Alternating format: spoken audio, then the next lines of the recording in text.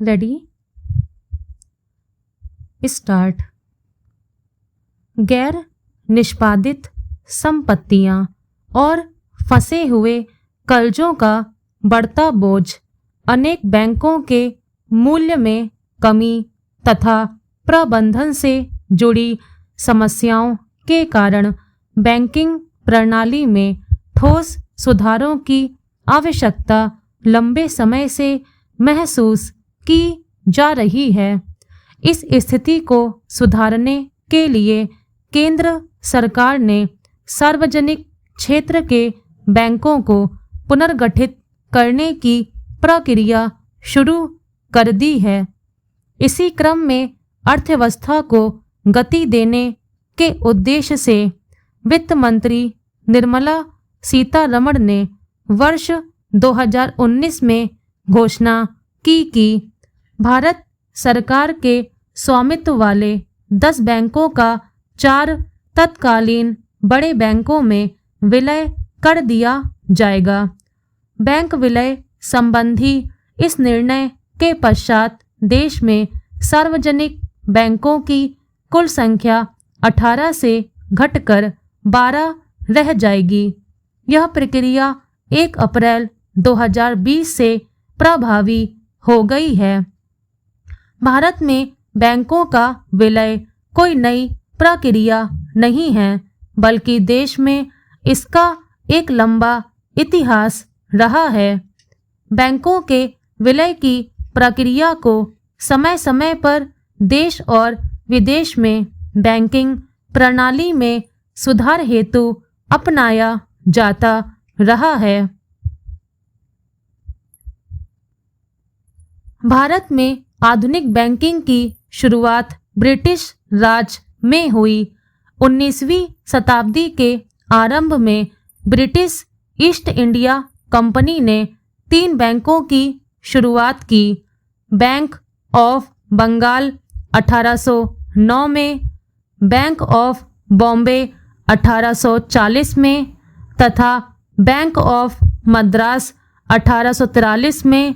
इन तीनों बैंकों का वर्ष 1921 में विलय एक नए बैंक इंपीरियल बैंक में कर दिया गया, जिसका वर्ष 1955 में भारतीय स्टेट बैंक में विलय कर दिया गया। भारतीय रिजर्व बैंक की स्थापना वर्ष 1935 में हुई थी। स्वतंत्रता से पूर्व व पश्चात रिजर्व बैंक केंद्रीय बैंक के रूप में सक्रिय था। उसे बैंकों का बैंक घोषित किया गया। वर्ष 1969 को भारतीय बैंकिंग प्रणाली में एक महत्वपूर्ण वर्ष माना जाता है, क्योंकि इसी वर्ष तत्कालीन प्रधानमंत्री इंदिरा गांधी की सरकार ने देश में बैंकिंग प्रणाली को पूर्णतः बदलते हुए 14 निजी बैंकों का राष्ट्रीयकरण कर दिया था।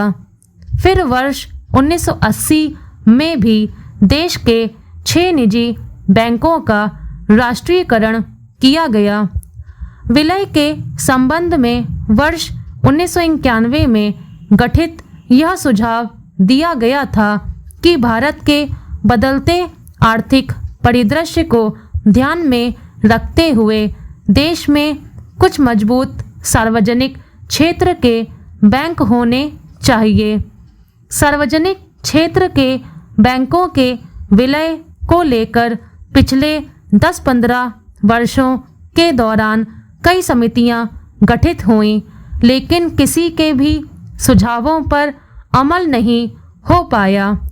वर्ष 2003 में भारतीय बैंक संघ ने बैंकों के विलय की रूपरेखा तैयार की। इसके बाद केंद्र सरकार ने तत्कालीन वित्त सचिव RS गुजराल की अध्यक्षता में एक उच्च स्तरीय समिति का भी गठन किया।